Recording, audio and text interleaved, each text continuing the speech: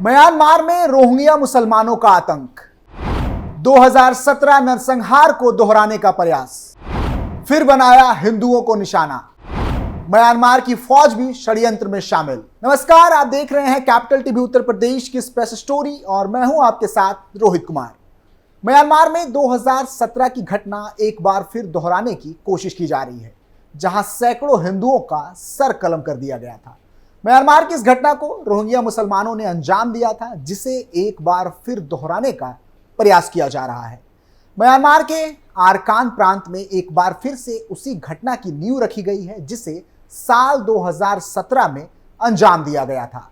बता दें कि म्यांमार के आरकान प्रांत में 1600 से भी अधिक हिंदुओं एवं 120 बौद्ध समाज के लोगों को बंधक बनाया गया है, जिन्हें कभी भी जान से हाथ धोना पड़ सकता है। फिलहाल इलाके में अराजकता और अस्थिरता का माहौल है। हैरानी की बात यह है कि यह सब म्यांमार की फौज द्वारा करवाया जा रहा है और इसके कुछ पुख्ता सबूत भी हाथ लगे हैं। द न्यू इंडियन एक्सप्रेस के अनुसार म्यांमार की फौज की तरफ से इस्लामिक कट्टरपंथियों को यह काम सौंपा गया है ताकि मुल्क के स्थानीय समुदायों को आतंकित किया जा सके। धर्म को आधार बनाकर नरसंहार की साजिश रची जा रही है। इसी क्रम में 1600 से अधिक हिंदुओं और 120 से अधिक बौद्धों को बंधक बनाया गया है, जिसके बाद इलाके में मजहबी एवं नस्लीय दंगों के कारण लोगों को अपनी जान बचाने के लिए भागना पड़ रहा है। फिलहाल इनकी रिहाई को लेकर भी शंका बनी हुई है। जानकारी के लिए बता दें कि गुरुवार 11 अप्रैल 2024 को 2 युवकों की लाश मिली थी, जिसकी हत्या गला रेत कर की गई थी।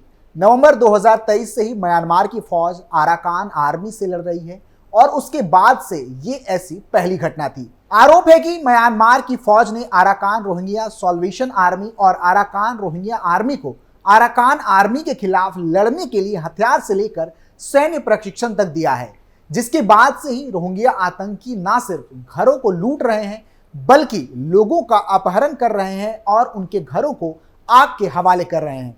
हालांकि बागी समूहों ने रोहिंग्या संगठन से अपील की है कि वो धार्मिक विभाजन का शिकार ना बने, साथ ही बिना जाति धर्म का भेदभाव किए सभी नागरिकों की रक्षा के लिए खुद को प्रतिबद्ध भी बताया है।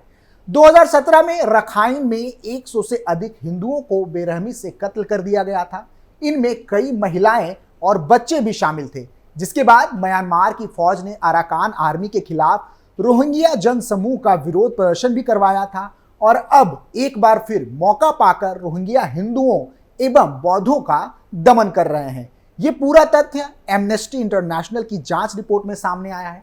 सामूहिक नरसंहार करने वाले इस संगठन का नाम अरसा है। रिपोर्ट के मुताबिक अरसा ने अपने 2 हमलों में से 99 से ज्यादा आम हिंदुओं की हत्या कर दी थी। हालांकि अरसा ने इस हमले में अपना हाथ होने से साफ इनकार कर दिया था।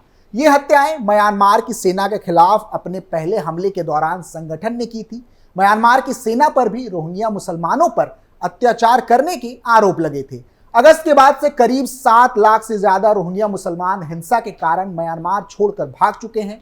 इस संघर्ष के कारण बड़ी संख्या में बौद्ध और हिंदू आबादी भी विस्थापित हुई है। एमनेस्टी ने बांग्लादेश में रहने वाले शरणार्थियों से किए इंटरव्यू के आधार पर कहा है कि म्यांमार के रखाइन प्रांत में अराकान रोहिंग्या सॉल्वेशन आर्मी यानी कि अरसा के आतंकवादियों ने उत्तरी इलाके के मोगदा कस्बे को घेरकर नरसंहार किया था। पिछले साल अगस्त में उन्होंने पुलिस चौकियों पर भी हमले किए थे।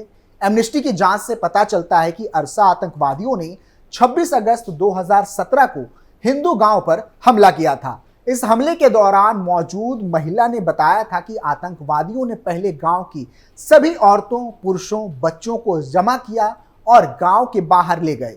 इसके बाद उन्होंने मेरे चाचा, मेरे पिता, मेरे भाई सभी को मार दिया।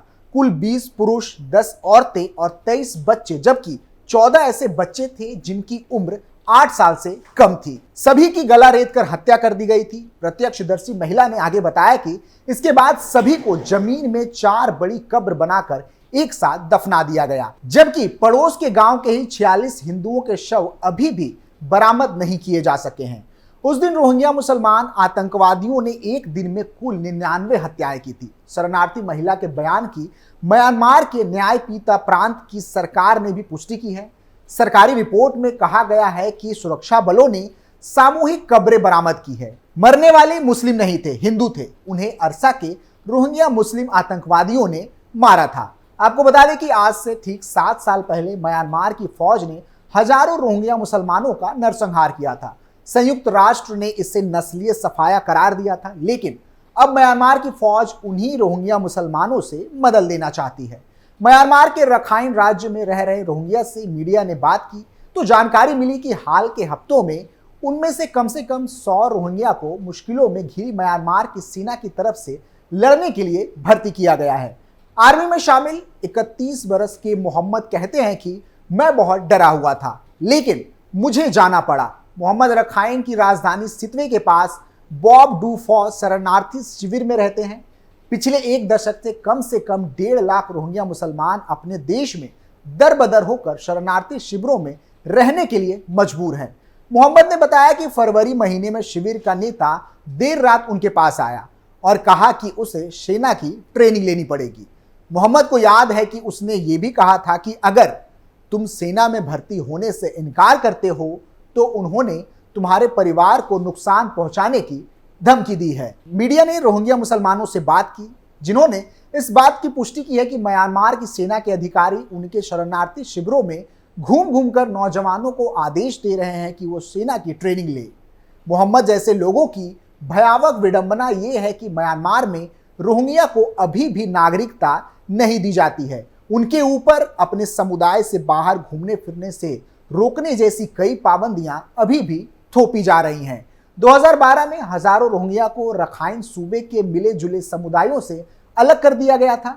इसके बाद वो बेहद बुरे हालात में शरणार्थी शिविरों में रह रहे हैं। 5 साल बाद अगस्त 2017 में उनमें से 7 लाख रोहिंग्या उस वक्त भागकर बांग्लादेश चले गए थे, जब म्यांमार की फौज ने उनके खिलाफ एक बर्बर सफाई अभियान चलाया था। इस अभियान के दौरान हजारों रोहिंग्या मारे गए, महिलाओं के साथ बलात्कार किया गया और उनके गांव के गांव जला दिए गए। अभी भी लगभग 6 लाख रोहिंग्या म्यांमार के शरणार्थी शिविरों में रह रहे हैं। रोहिंग्या समुदाय के साथ किए गए सुलूक के लिए अब म्यांमार के ऊपर अंतर्राष्ट्रीय न्यायालय में नरसंहार का मुकदमा चलाया जा रहा है। लेकिन अब जिस तरह रोहिंग्या का नरसंहार करने वाली फौज उन्हें अपने यहाँ भर्ती कर रही है, वो साफ तौर पर इस हकीकत की तरफ इशारा कर रही है कि सेना की हालत कितनी खराब है।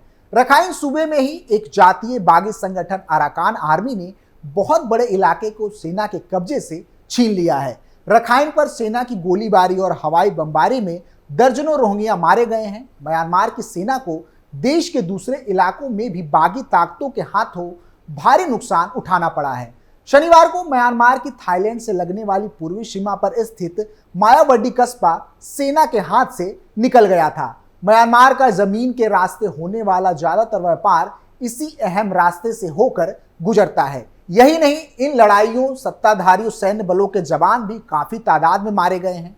बहुत से सैनिक या तो मारे गए या जख्मी हैं। बहुत से सैनिकों ने विद्रोही ताकतों को आगे या तो आत्मसमर्पण कर दिया है या फिर पाला बदल कर उनके साथ हो गए हैं। ऐसे में म्यांमार की सेना के लिए सैनिकों की नई भर्ती करना मुश्किल हो गया है। आज म्यांमार के युवा उस फौज के लिए अपनी जान को जोखिम में डालते हैं जिसके शासन को देश में सख्त नापसंद किया जाता है, और इसी वजह से रोहिंग्या को डर है कि अब उन्हें निशाना बनाया जा रहा है ताकि वो जंग के मोर्चे पर बार बार शिकस्त खाती सेना के लिए अपनी जान की कुर्बानी दे सके।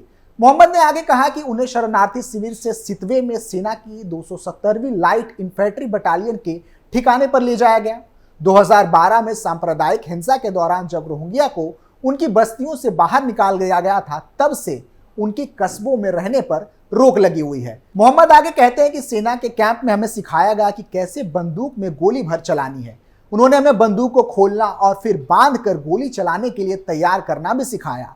अब रोहिंग्या को उस सेना की तरफ से लड़ने के लिए मजबूर किया जा रहा है जो म्यांमार में रहने के उनके अधिकार को ही नहीं मानती। इस तरह वो उन जातीय विद्रोहियों को भी नाराज कर रही है जो बहुत जल्द शायद रखाइन सूबे के ज्यादातर हिस्से पर काबिज हो जाएंगे।